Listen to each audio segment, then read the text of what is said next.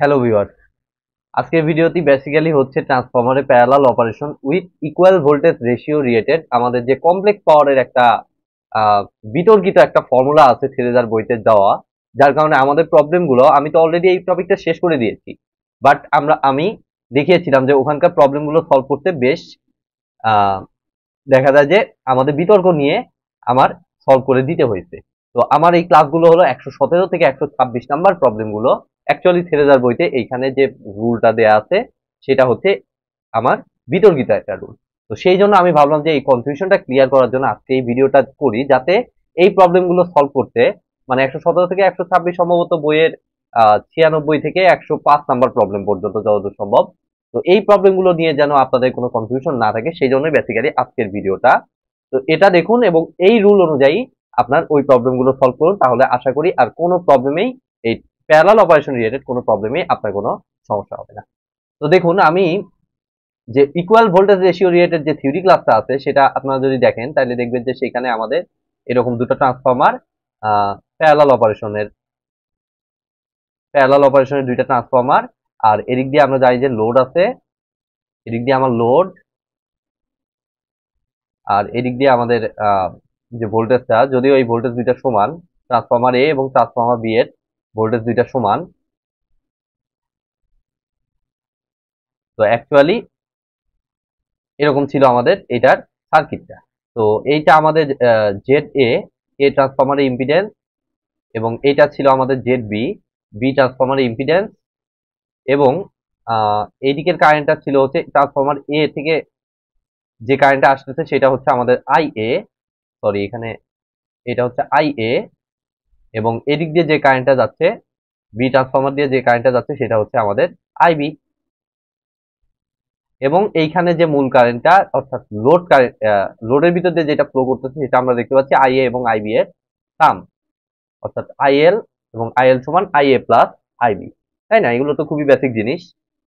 IL সমান আমাদের কি ছিল? IA plus IB.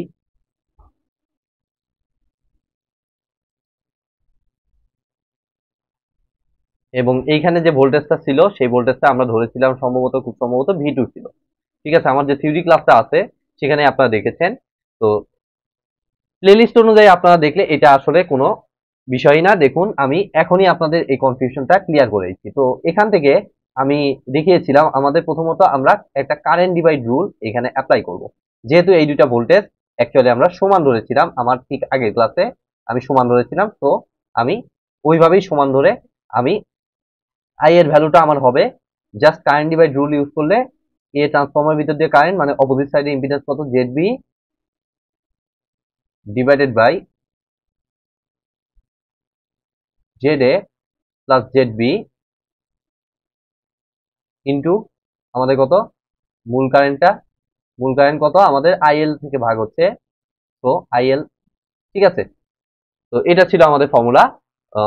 তো এরপরে আমরা যে কাজটা করেছিলাম, যে আমি এরপরে বেসিক্যালি যে কাজটা করেছিলাম, আমি উভয় সাইডে ভি2 নিয়ে নিছিলাম, যেটা সিরিজার বইতেও নিয়ে নেওয়া আছে, এভাবে দেখুন নেওয়া আছে।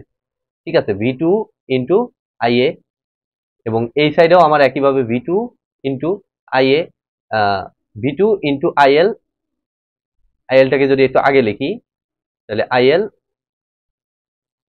Z A divided by Z A plus Z B. But এখানে যে জিনিসটা করছে সেই জায়গাতে থেকেই তাদের বিতর্কটা শুরু। এটাই অ্যাকচুয়ালি আমাদের সিরিজার বইটার থিওরিতে মেইন রংটা।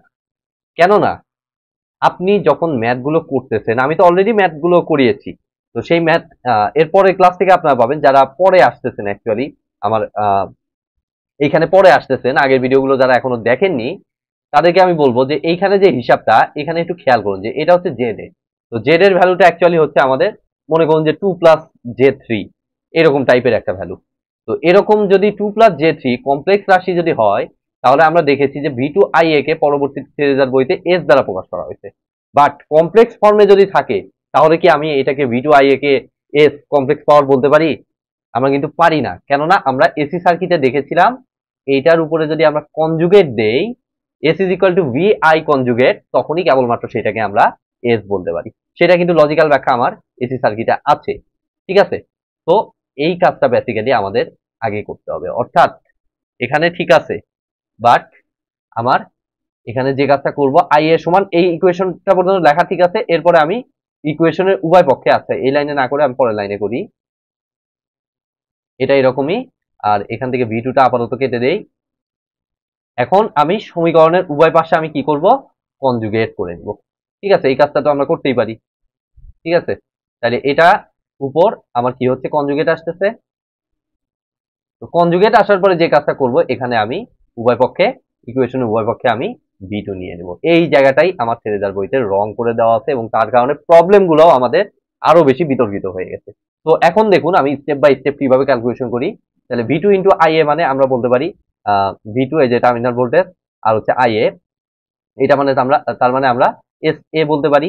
এ ট্রান্সফরমারের পাওয়ারটা, কমপ্লেক্স পাওয়ারটা ইজ ইকুয়াল টু, এইটাকে আমরা সরাসরি কনভার্ট করতে পারছি না।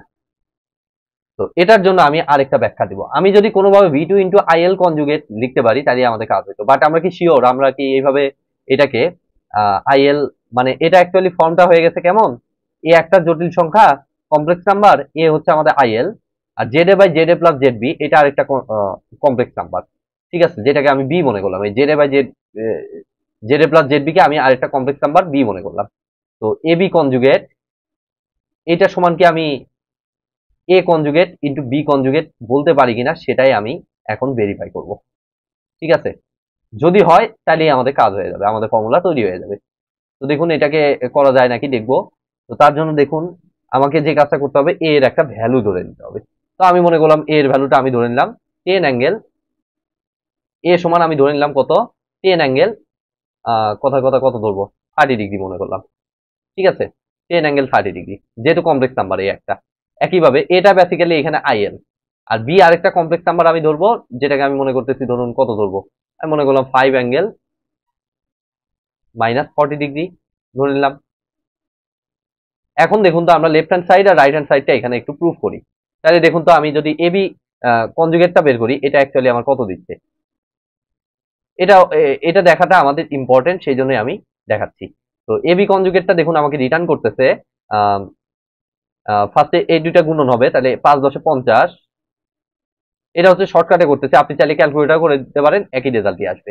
30 প্লাস -40 মানে হচ্ছে -10 ডিগ্রি, এর উপর আবার কনজুগেট, তাই না? এটা তো এ আর বি কে গুণন করলাম নরমালি, তাইলে এইটার কনজুগেট মানে আমরা জানি, এটা তো আমরা সবাই জানি কত, এটার কনজুগেট মানে এটার কনজুগেট মানে আমরা জানি 50 অ্যাঙ্গেল, জাস্ট ফেসটা সাইনটা অপোজিট হয়ে যাবে, অর্থাৎ মাইনাস ছিল, এটা +10 ডিগ্রি।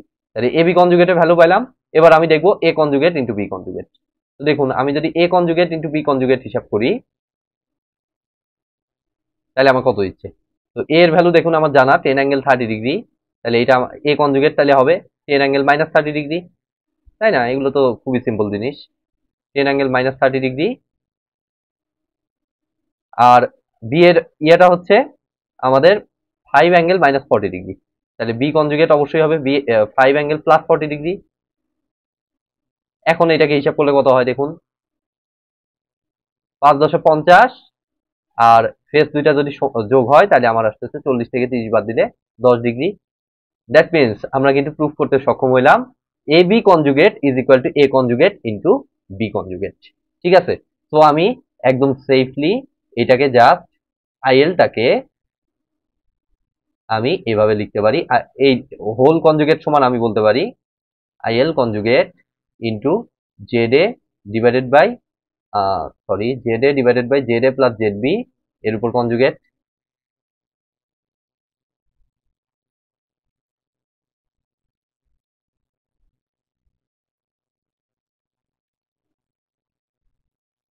এর উপর কনজুগেট। তো এখন আমি কি বলতে পারি, S A is equal to, তো V two into IL conjugate মানে আমরা কি বলতে পারি, V two into IL conjugate মানে সিম্পলি আমাদের লোড পাওয়ার, মানে হচ্ছে টোটাল পাওয়ারটা।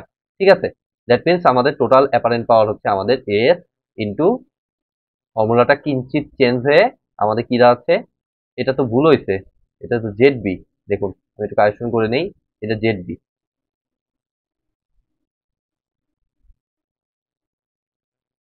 এটা হচ্ছে আমাদের Z B, Z B divided by Z A plus Z B conjugate, sorry, Z B divided by Z A plus Z B, এই কনজুগেটটা কিন্তু থেকে যাবে। আর এই জিনিসটা আমাদের থেরেজার বইতে উল্লেখ নাই, কি সব করছে, এস কে অপোজিট করে ফেলছে, যেটা টোটালি ইললজিক্যাল। ঠিক আছে, বুয়েট প্যাটার্নে কিন্তু কোশ্চেন করলে তারা কিন্তু এই যে আমি এখন যেটা করতেছি এটাই কিন্তু ফলো করবে। আপনি এই জিনিসটা কনফার্ম থাকুন। ঠিক আছে, তাহলে ভি টু ইন্টু আইএল কনজুগেটকে আমি কি বলবো, মূল পাওয়ার এস। কতটুকু চেঞ্জ হইলো দেখুন, ফর্মুলাটা আমাদের এইটা ছিল এরকম ব্র্যাকেট দিয়ে, এরপরে কনজুগেটটা আমাদের বইয়ের ফর্মুলাতে ছিল না, এবং সেটা অনুযায়ী আমার সামনে ম্যাথগুলো করে দেওয়া ছিল। তো ওই জায়গাগুলোতে আমরা কারেকশন করব, তার জন্য দেখুন আজকে একটা স্যাম্পল প্রবলেম আমি করে দিচ্ছি, এবং বাদবাকি প্রবলেমগুলো আমাদের এই ওয়েতেই হবে। তাহলে এস এর ফর্মুলা এটা, তাহলে একইভাবে এস বির ফর্মুলা আমার হবে Z Z A divided by Z A plus Z B whole conjugate into S. ঠিক আছে, যেটা প্রুফ কিন্তু অলরেডি আমি করে দিলাম। তো এখন দেখুন আমি একটা স্যাম্পল প্রবলেম সলভ করার মাধ্যমে আমি জিনিসটা পুরোপুরি আপনাদের ক্লিয়ার করে দেবো। তো দেখুন এই প্রবলেমটা আমি অলরেডি সলভ করে দিয়েছি, বাট সেটা ছিল আমাদের ভুল হয়ে। ঠিক আছে, আমি বলেছিলাম যে বিতর্ক এখানে আছে।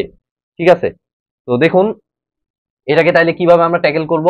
আমাদের দেখুন determine how they will share a total load of 100 kilowatt. Total load আমাদের কত, এস। তো এটা বেসিক্যালি আমার হবে 100 কিলোওয়াটে, যেহেতু আছে কিলোওয়াট থেকে আমাদের এস এ কনভার্ট করলে এটা বেসিক্যালি দাঁড়াচ্ছে 100 ডিভাইডেড বাই 0.8 অ্যাঙ্গেল, কি অ্যাঙ্গেল, আমাদের যেহেতু ল্যাগিং আছে, ল্যাগিং মানে এস মানে হচ্ছে প্লাস, এটাই কিন্তু হবে। বইতে কিন্তু এটা মাইনাস দেওয়া আছে, কারণ তারা এস কনজুগেট হিসাব করে ফাইনালি এস এ কনজুগেট হিসাব করতে, আবার সেটা উল্লেখও করে নাই ফর্মুলার ভিতরে। এই টাইপের ইরোরটা আমাদের থেরেজার বইতে করা আছে, তো এটা একটু কেয়ারফুল হন আপনারা, ওইটা কিন্তু কমপ্লিটলি ভুল প্রসেস। তো দেখুন আমাদের 100/0.8 কত আসে, 100/0.8 125 আসে। তাহলে 125 অ্যাঙ্গেল cos ইনভার্স 0.5 0.8 সরি। তাহলে এখন আমরা কি কাজ করব, এখন আমাদের ফর্মুলা অ্যাপ্লাই করব, কতটুকু লোড শেয়ার করবে সেটা দেখব। তো ফার্স্টে দুইটারই আলাদা আলাদা চাইছে, তাই না, how they will share, that means S A transformer ব্যবহার করব। তাহলে কি ফর্মুলা, আমি মাত্র লিখলাম যে ফর্মুলা জেড বি উপরে, জেড বি কত এখানে ভ্যালু 0.6 প্লাস জে10, তাহলে 0.6 প্লাস জে10 যেমন আছে এমনই লিখবো।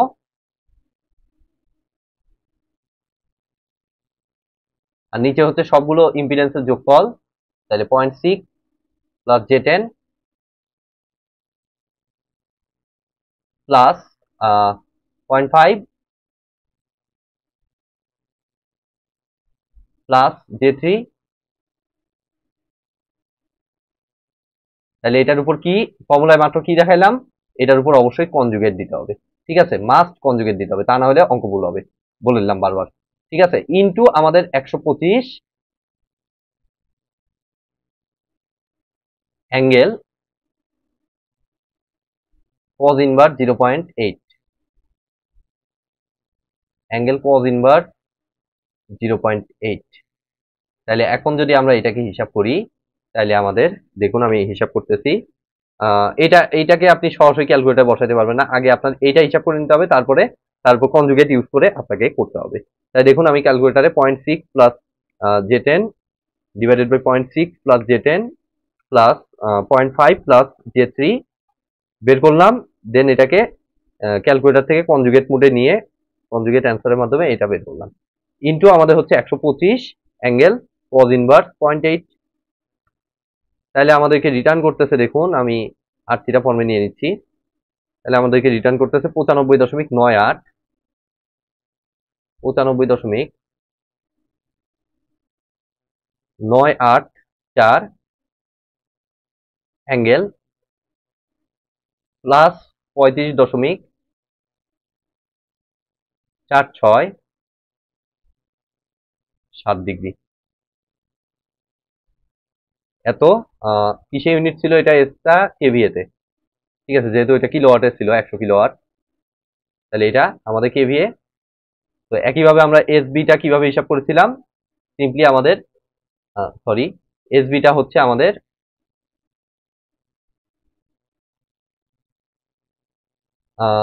টোটাল এস জানা আছে, সেটা থেকে এস এ মাইনাস করে দিব, অর্থাৎ S minus S A. Simply এইখানে আমার এই ফর্মুলা ইউজ করলে একই রেজাল্ট আসবে, বাট কোনো প্রয়োজন নাই। ঠিক আছে, আমরা সরাসরি হিসাব করতেছি এখানে এস মাইনাস এস এ যেটাকে আমি যদি ক্যালকুলেটর দিয়ে দেই, তাই দেখুন 125 angle cos inverse 0.8 minus answer আর থিটা 29.134 অ্যাঙ্গেল প্লাস 41.4956 ডিগ্রি এত কেবিএ। তো আমার সলিউশনে যে জিনিসটা হয়েছিল, অর্থাৎ এই ম্যাথটাই হুবহু এর পরের ক্লাসেই আপনারা সলিউশন পাবেন, যেখানে অ্যাকচুয়ালি যে সলিউশনটা করার পরে অ্যাকচুয়ালি আজকের ভিডিওটা করা, মাঝখানে আমি নিজেও এই ব্যাপারটাতে শিওর ছিলাম না। তো আমি অ্যানালাইসিস করে এই জিনিসটা পুরোপুরি আমি শিওর হইলাম বিধায় এই ভিডিওটা দিলাম এতটা কনফিডেন্স নিয়ে। তো সেখানে আমাদের এই ফেসটা কিন্তু এটা আসে নাই, অন্য একটা ভ্যালু আসছিল, কেননা এই জায়গাটা আমি কনজুগেট ব্যবহার করি নাই এবং এখানে প্লাস বিবেচনা করছি। বাট বইতে যে কাজটা করছে, এখানে মাইনাস ধরছে, এখানে কোনো কনজুগেট ব্যবহার করে নাই, তার কারণে যে ঘটনাটা ঘটছে এই সেম রেজাল্টটা আসছে এবং মাঝখানে একটা মাইনাস। ওদের রেজাল্টে একটা এইখানে এই সেম ফেসটা আসছে বাট মাঝখানে একটা মাইনাস। আমি একটু চেক করে নিচ্ছি এটা কত, 32.96,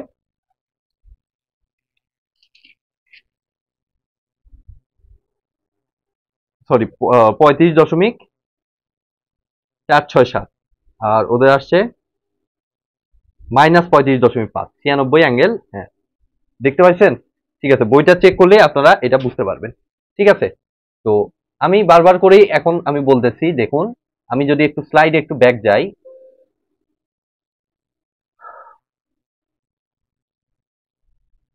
এখান থেকে আমি যদি স্লাইডে ব্যাক যাই, তাহলে আমি এই দেখুন আমার ইয়েগুলো আমি মার্ক করে দিয়েছি 117 থেকে, এই যে এখানে দেখতে পাচ্ছেন 117 থেকে 126 নাম্বার ক্লাস আমার প্লে লিস্টে আপনারা দেখবেন, 117 নাম্বার, 118 নাম্বার ক্লাস, এভাবে আমার কিন্তু মার্কিং করা আছে।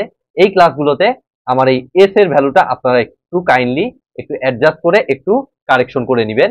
শুধুমাত্র এস এর ভ্যালু এটাই থাকবে, জাস্ট যে এস এর ইকুয়েশনটাই আমার একটু ইরোর আছে। ঠিক আছে, সেটাকে অবশ্যই আপনারা একটু ক্ষমাসুলভ দৃষ্টিতে দেখে অবশ্যই সেটা কারেকশন করে নেক্সট প্রবলেমগুলো সলভ করবেন। 100% ম্যাথগুলো হবে। ঠিক আছে, আর যদি আপনি থেরেজার বইয়ের হুবহু ওইটা পরীক্ষায় দিয়ে দেন, তাহলে কিন্তু আপনার জিরো খাওয়ার চান্স আছে, কারণ এটা ইললজিক্যাল টোটালি। আর বুয়েট কিন্তু তারা কিন্তু সরকারি পরীক্ষায় যারা আছেন, তো বুয়েট কিন্তু এই জিনিসগুলো বুঝে এবং তারা কিন্তু অ্যানালাইসিস যথেষ্টভাবে এটা করছে, অলরেডি তাদের করা। তো তারা কিন্তু এই বিষয়টা জানে যে এই জায়গাতে থেরেজার বইতে গন্ডগোল আছে। তো বিষয়টা নিয়ে আপনারা কেয়ারফুল হন এবং এই জিনিসটা এভাবে আপনারা কেয়ারফুলি এইভাবেই আপনারা প্রিপারেশন নিন। তো আই থিঙ্ক আমার এই কনফিউশনটা আমি আপনাদের ক্লিয়ার করতে পারছি। আজকের মতো ভিডিওটি আমি এখানেই শেষ করছি। তারপরে যদি কনফিউশন ক্লিয়ার না হয়, আপনারা আমাকে কাইন্ডলি কমেন্টে জানাবেন যে ভাইয়া এটা বুঝতে সমস্যা হয়েছে বা হোয়াট এভার, আপনারা একটু কমেন্টে আমাকে অবশ্যই জানাবেন। তো আজকের মতো ভিডিওটি আমি এখানেই শেষ করছি। ভিডিওটি যদি ভালো লেগে থাকে অবশ্যই ভিডিওতে একটি লাইক দিবেন, বন্ধুদের সাথে বেশি বেশি শেয়ার করবেন, আর চ্যানেলে নতুন হয়ে থাকলে অবশ্যই চ্যানেলটি সাবস্ক্রাইব করবেন। ধন্যবাদ।